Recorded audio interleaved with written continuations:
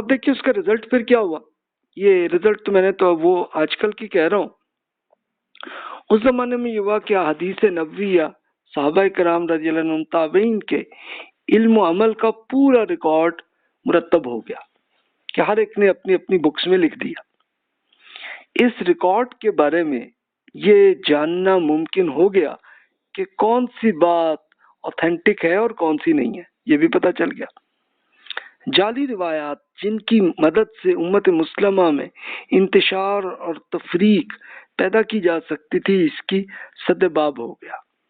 سد باب اس حد تک چلو ہو گیا کہ چلو اور ایک آدمی جو کسی پارٹی میں تعصب نہیں رکھتے تو وہ کم از کم یہ کہ ریسرچ کر سکتے ہیں، یہ دیکھ سکتے ہیں کہ یہ والی حدیث سے اگر بات آ رہی ہے ریلائبل ہے کہ نہیں ہے. اچھا، ایک آدمی کی اگر نیت ہی خراب ہے اور وہ ان چیزوں کو دیکھنا بھی نہیں چاہ رہا، بس وہ کسی جس پارٹی میں رہنا چاہتا ہے تو جائے بھائی، وہ رہا، وہ انتشار بہرحال رہا، پھر فرقے رہے. لاکھوں افراد کے احوال میں ایک پورا انسائکلوپیڈیا پورا بن گیا اور وہ آج بھی اویلیبل ہے آپ کے پاس. عام لوگوں کی رسائی رسول اللہ صلی اللہ علیہ وسلم، صحابہ اور تابعین کے علم و عمل تک ہو گئی اور وہ اپنی سیرت و کردار کو ان کے سانچے میں ڈھالنے لگے. یعنی اس کا کہ یہ دوسرا پوزیٹیو ایفیکٹ بھی ہوا اس کا کہ جن لوگوں تک یہ حدیث جو ریلائبل حدیث ہیں اور صحابہ کرام اور تابعین کا جو پریکٹیکلی عمل اور ان کا جو علم تھا وہ بھی ہمارے پاس آ گیا، تو اب جو لوگ بھی ان سے امپریس ہوتے ہیں تو وہ پڑھتے ہیں، سنتے ہیں اور وہ پھر نیکیوں میں بھی آنے لگے. تو یہ ایڈوانٹیج بھی ہوا. تو یہ دیکھیے کہ یہ حدیث ریسرچ کا جو محدثین ہے اس کا ایفیکٹ یہ ہوا، تو یہ پازیٹیو اثر آیا. لیکن یہ اب دیکھیے کہ سٹل بیچ میں فرقہ واریت جیسی رہی تو اس زمانے میں بھی ہوئی، تو وہ پھر اسی طرح وہ جعلی احادیث سے اسی میں پھیلاتے رہے. تو اس کا پھر یہ ہوا کہ کم از کم اسکالرز اس کو کم از کم ریسرچ کر کے دیکھ سکتے تھے، لیکن باقی ایک عام آدمی جو ہے وہ نہیں ریسرچ کرتا، تو وہ بس جو چیز ان تک پہنچ گئی وہ اسی میں پھر اپنی اپنی پارٹی میں آنے لگے اور پھر آپس میں لڑائی جھگڑے رہے، وہ ابھی بھی ہیں. اچھا، اب ہم تیسری تحریک کی بات اب ہم کرتے ہیں، معتزلہ. اب یہ معتزلہ کون لوگ تھے، ان سے ہم بات کرتے ہیں. اچھا، اب یہ دیکھیے کہ فلسفیانہ سوالات یہ بڑے آئے مسلمانوں کے. یعنی ہوا کیا کہ یہ آپ نے پہلے سن لیا ہوگا کہ یہ 137 ہجری میں ایک انفارمیشن ایج شروع ہوئی تھی. کیا ہوئی تھی کہ مسلمانوں کے ہاں کاغذ کا طریقہ آ گیا تھا. طریقہ آیا تو پھر ہر طرف پیپرز کی فیکٹریز بن گئیں اور وہ ہر طرف ایک بہت سستا ہر طرف کاغذ اویلیبل ہو گیا. ہوا تو اسکالرز نے بکس لکھی.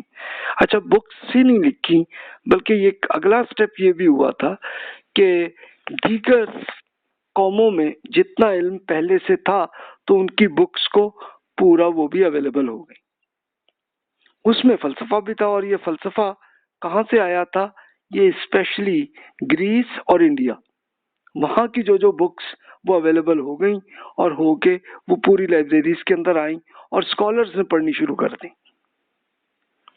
تو اب یہ فلسفہ کا ایک فیشن بن گیا اور لوگوں نے فلسفہ ہی سب سے بڑا علم بنا تھا.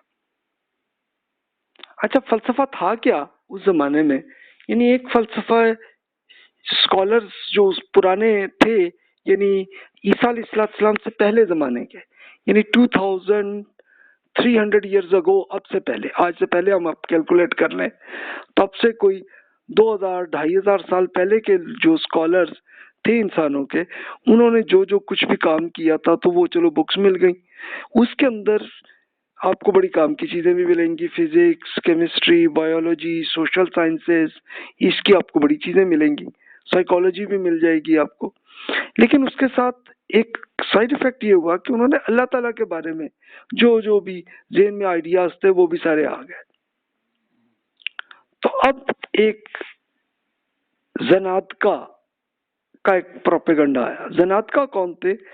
کہ یہ کچھ ایسے لوگ تھے کہ جو بظاہر تو مسلمان ہو گئے تھے لیکن اپنے دل سے اپنے یہ پرانے مذہب پہ تھے.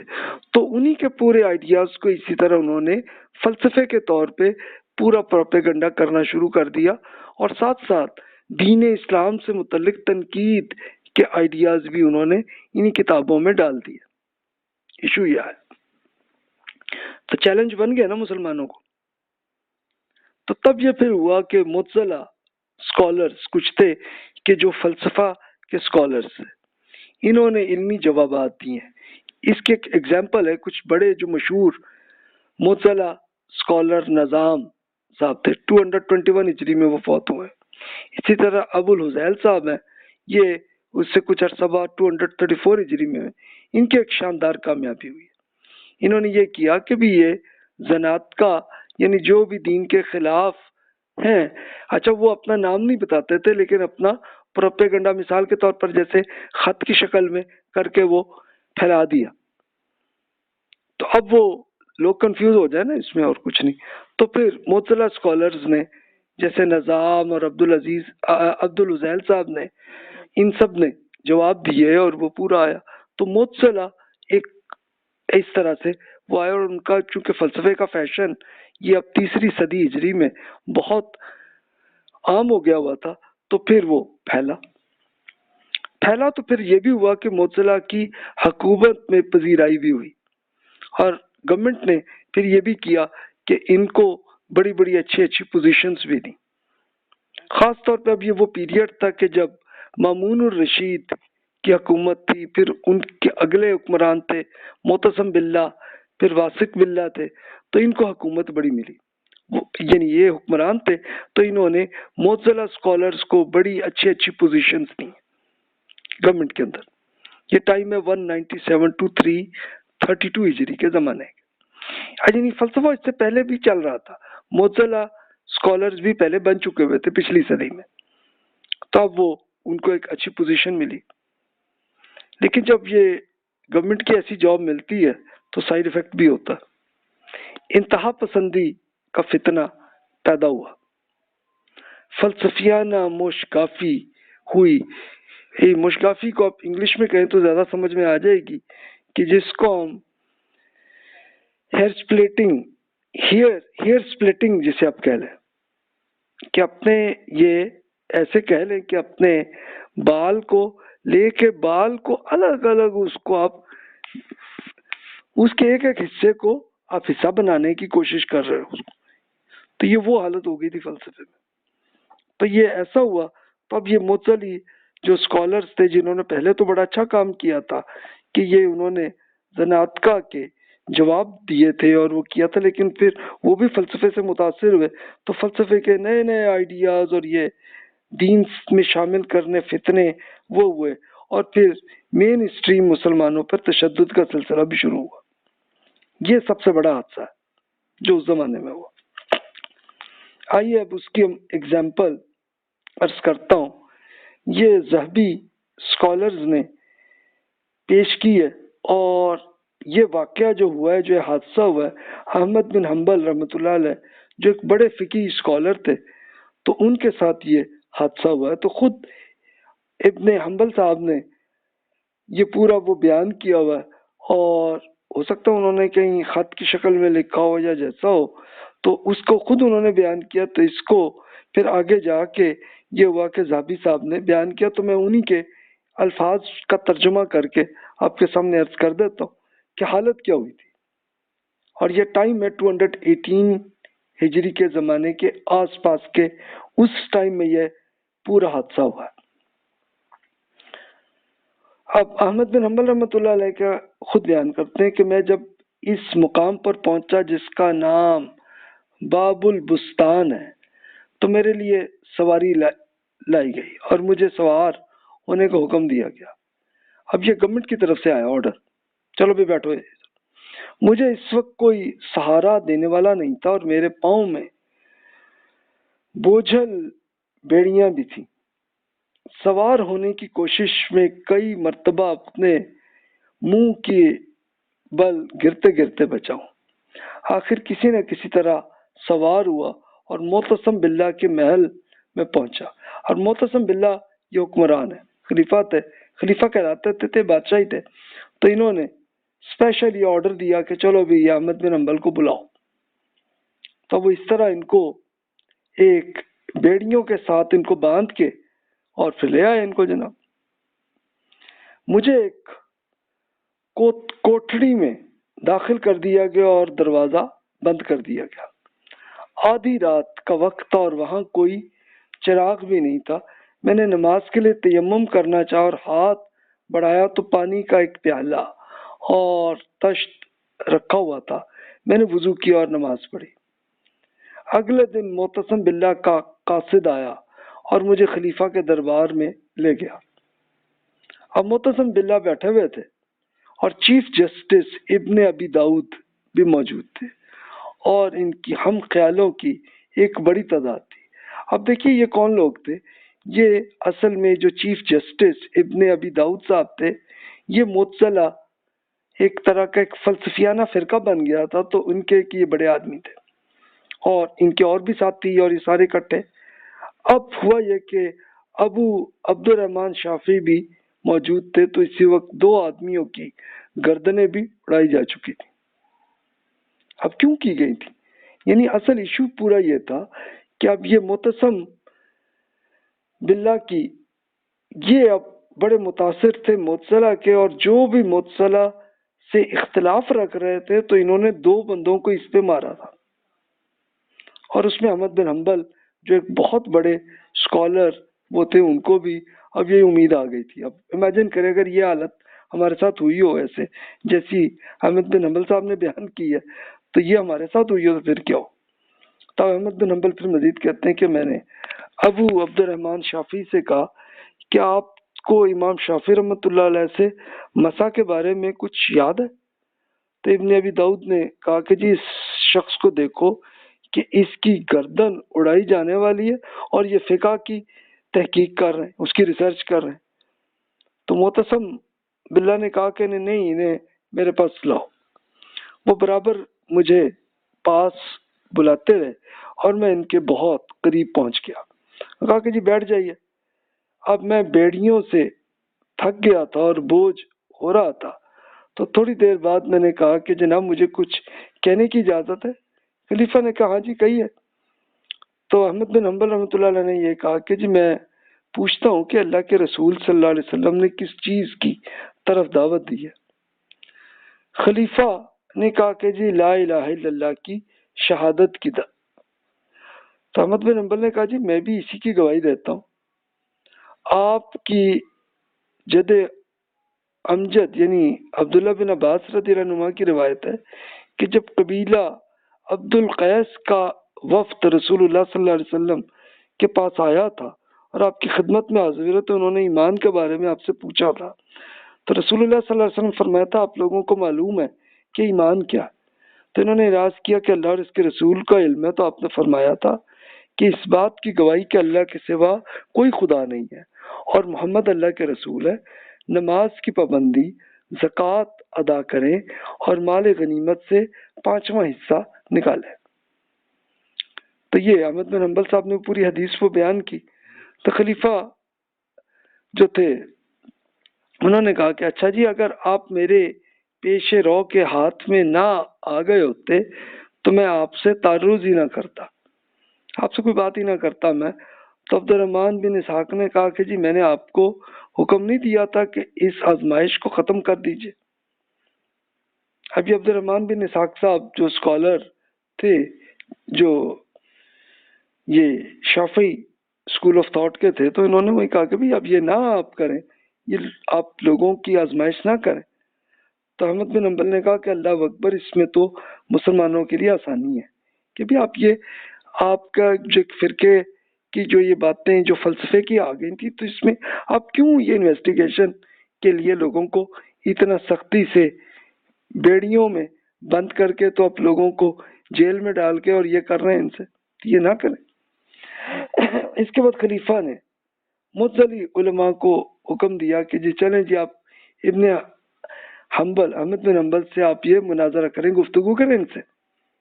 تو ابن حنبل کہنے لگے کہ ایک آدمی بات کرتا اور میں اس کا جواب دیتا، دوسرا بات کرتا میں اس کا جواب دیتا۔ اب خلیفہ نے کہا احمد اللہ آپ پر رحم کرے، آپ کیا کہتے ہیں؟ یعنی احمد بن حنبل کا یہ فلسفے میں اختلاف تھا۔ ان کا کہ نہیں جی یہ نہیں ہے، آپ یہ چیز غلط ہے، اس کی یہ ریزن ہے، پوری ریزن بتا رہے تھے۔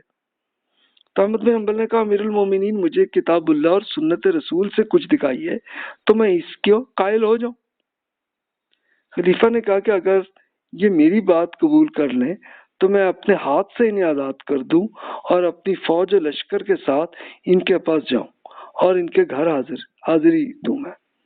تو احمد میں آپ پر بہت شفیق ہوں اور مجھے آپ کا ایسا ہی خیال ہے جیسا اپنے بیٹے ہارون کا، آپ کیا کہتے ہیں؟ تو ابن حنبل نے یہ کہا کہ جی میرا وہی جواب ہے کہ مجھے اللہ تعالیٰ کی کتاب اور رسول اللہ صلی اللہ علیہ وسلم کی سنت سے کچھ دکھائی ہے تو میں اس پہ فوراً میں ایگری کروں گا اس میں۔ تو جب یہ دیر ہو گئی اور خلیفہ اکتا گئے، مجھے دوبارہ قید میں پھر جیل میں ڈال دیا گیا۔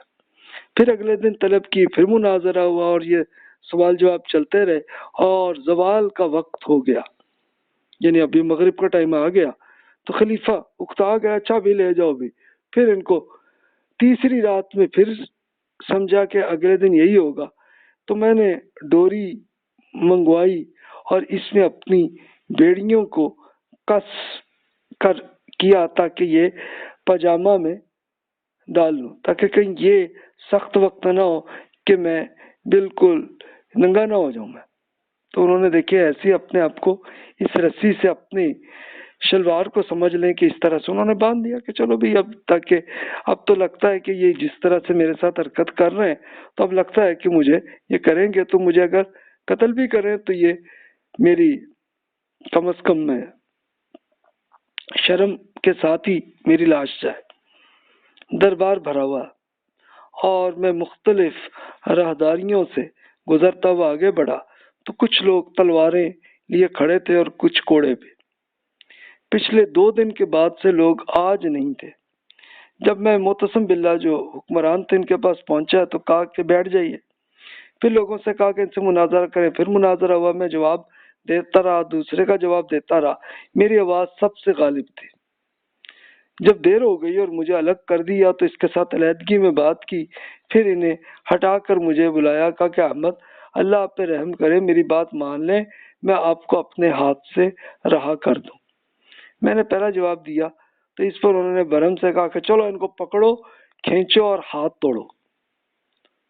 یعنی اب مسئلہ کیا تھا کہ فلسفہ صرف تھا، کوئی دین کا معاملہ نہیں تھا، اور اس فلسفے پہ جی یہ مان جاؤ تم، اس پہ ایمان لے آؤ تو چلو تمہیں چھوڑ دوں۔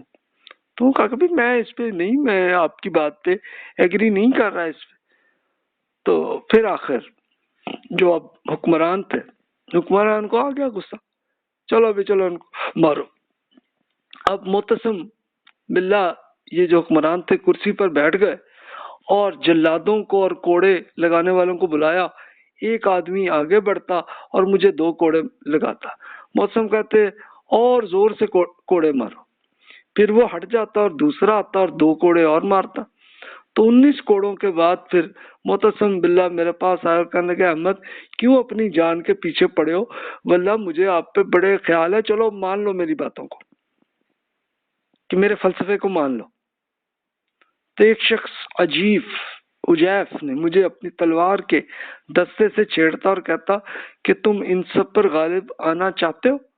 دوسرا کہتا کہ اللہ کے بندے خلیفہ تمہارے سر پر کھڑے ہیں۔ کوئی کہتا کہ امیر المومنین آپ روزے سے ہیں اور دھوپ میں کھڑے ہیں تو تمہیں لگتا ہے کہ گردن تمہاری مارنی ہے ابھی۔ تو معتصم پھر مجھ سے بات کرتے میں وہی پھر کہتا کہ نہیں بھائی میں فلسفے پہ نہیں میں مانتا، تو پھر جلاد کو حکم دیتے پھر کوڑے مارو۔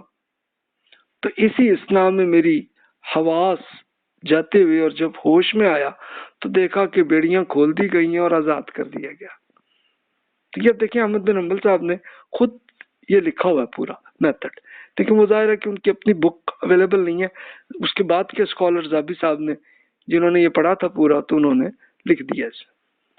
تو امیجن کریں کہ یہ حالت ہوئی تھی کہ ایک فلسفے کے لیے انہوں نے ایک تشدد کیا. اچھا یہ احمد بن حنبل چونکہ بچ گئے تو اس لیے انہوں نے لکھ دیا، لیکن بہت سے اسکالرس ایسے تھے کہ جو بہرحال اللہ تعالیٰ کے حضور پھر چلے بھی گئے، فوت بھی ہو گئے.